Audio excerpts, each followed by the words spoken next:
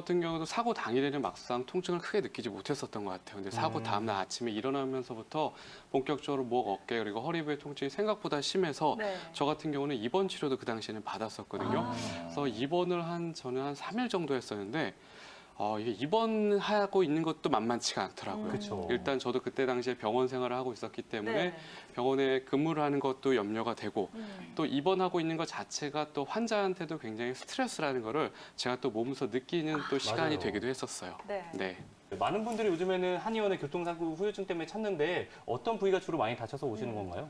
맞아요. 저희 병원도 실제로 교통사고로 내원하시는 환자분들 굉장히 많은데요. 네. 그 어느 부에서 제일 먼저 통증이 나타나고 또 제일 손상이 있을지를 알기 위해서는 환자분의 그 교통사고 과정을 여쭤볼 수밖에 없습니다. 결국에 이 사고로 인한 충격의 방향이 어느 방향에서 내 몸에 더 충격을 주었는지가 결국은 통증 부위를 좌우하고 또 후유증의 정도를 좌우하게 되거든요. 근데 가장 많은 경우는 아무래도 후방추돌 사고입니다.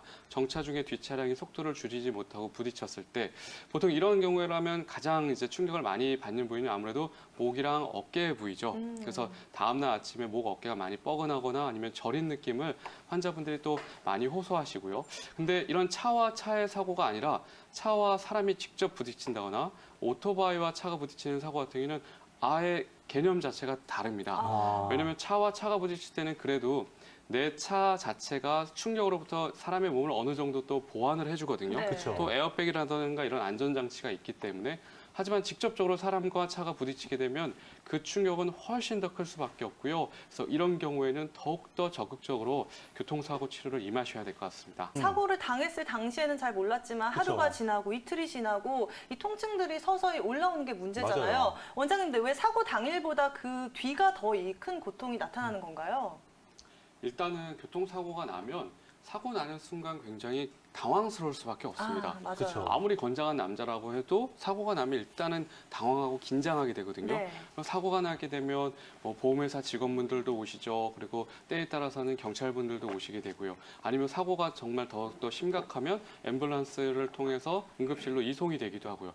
이런 과정 자체가 너무나 당황스럽고 경황이 없는 상황이기 때문에 그때는 내 몸 자체가 굉장히 긴장되어 있는 상황이라서 통증을 느끼는 쉽게 말해서 겨를이 없는 겁니다. 그래서 그쵸. 보통 사고가 처리가 행정적으로 일단 어느 정도 마무리가 되고 집으로 귀가했을 때 또는 다음날 아침에 일어났을 때 통증을 더 많이 느끼는 이런 경우를 경험하시게 되는 건데요. 이 교통사고 환자분들은 특히 이 두 가지 정도에 있어서 공통점을 갖고 있어요.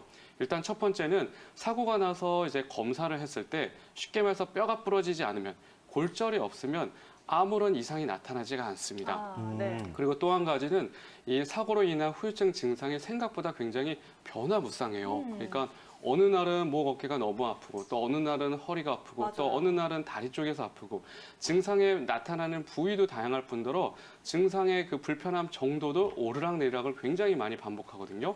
이런 두 가지 특징 때문에 환자분도 헷갈리는 게 내가 꾀병을 부리고 있나? 라는 착각이 들 수가 있어요. 네. 근데 이 두 가지가 실제로 이 교통사고 후유증의 가장 대표적인 특징적인 증상이라고 볼 수가 있습니다. 그래서 이런 모습이 어떻게 보면 당연한 증상이니까요. 어떻게 보면 제일 중요한 게 검사에 의존할 게 아니라 이때에는 내가 직접 내 몸에서 느끼는 불편감을 최대한 의료진에게 잘 표현해 주신 게 결국은 더 치료 기간을 앞당기는 굉장히 좋은 방법이 될 것 같아요. 그렇군요. 네. 그렇다면 경미한 사고가 났더라도 향후에 대처를 할 때 바로 네. 이렇게 한의원이라든지 병원에 찾아가가지고 내가 어떻게 사고가 났는지 잘 설명하는 게 매우 중요하겠네요. 네, 맞습니다. 굉장히 중요한 부분이고요.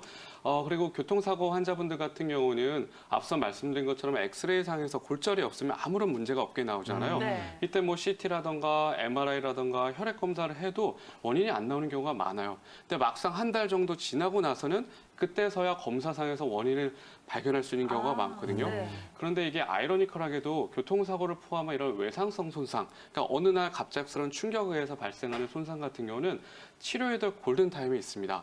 그러니까 외상 손상일로부터 보통 이제 3에서 4주 동안이 골든타임에 해당하는데요. 이 골든타임이라는 말은 뭐냐면 치료에 있어서도 가장 중요한 시간이고요. 또 치료에 있어서도 제일 잘 효과적이고 효율적인 시간이라는 뜻이거든요.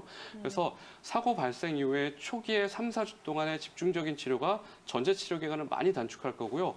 많이 바쁘셔가지고 초기에 치료를 못 받고 그 이후에 두세 달이 지나서 열심히 아무리 치료를 받아도 이 치료 속도가 상대적으로 떨어질 수밖에 없거든요. 네. 그래서 무조건 사고 나시면 빨리 의료기관을 찾는 게 최고의 방법일 것 같습니다.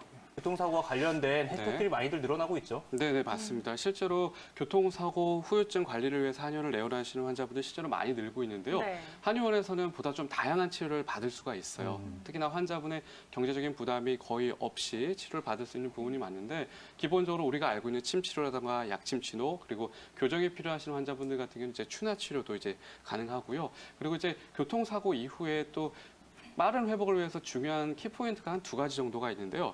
일단 첫 번째로는 일단은 혈액순환 개선이 굉장히 중요합니다. 사고로 인해서 이제 어혈성 통증이 발생이 되기 때문에 얼마만큼 내 몸의 혈액순환이 잘 촉진이 되느냐가 결국은 회복 기간을 좌우하는 경우가 많기 때문에 이런 혈액순환을 도와주는 이제 한약 처방도 이제 가능하게 되고요.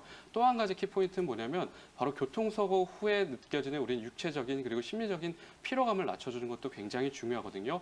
한방 치료가 이런 부분에 있어서 굉장히 강점을 갖고 있습니다. 그래서 교통사고로 내원하시는 많은 환자분들의 이 한의원 한방 치료에 대한 만족도는 굉장히 높은 편이라고 볼 수가 있습니다.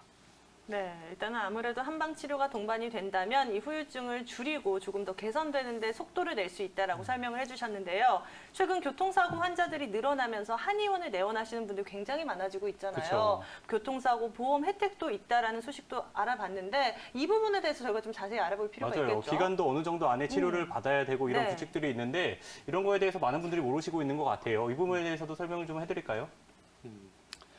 일단은 지금 우리나라에서는 이제 교통사고가 나면 그 의무적으로 이제 자동차 보험에 의해서 이 혜택을 받게 되어 있잖아요. 그렇죠? 그렇죠. 네. 그런데 이게 한 가지 조금 법률적으로 좀 아쉬운 부분이 있는 건 사실이에요. 뭐냐면 이 지금 우리가 적용을 받고 있는 이런 도로교통법 같은 경우는 사고의 경중에 대해서는 크게 연관된 법률들이 준비가 되어 있지가 않아요. 그러니까 쉽게 말해서 정말 가벼운 접촉사고이든 아니면 보다 누가 봐도 판단을 했을 때 굉장히 큰 사고임에도 불구하고 우리가 치료를 받을 수 있는 횟수나 치료 범위는 생각보다 큰 차이가 없거든요.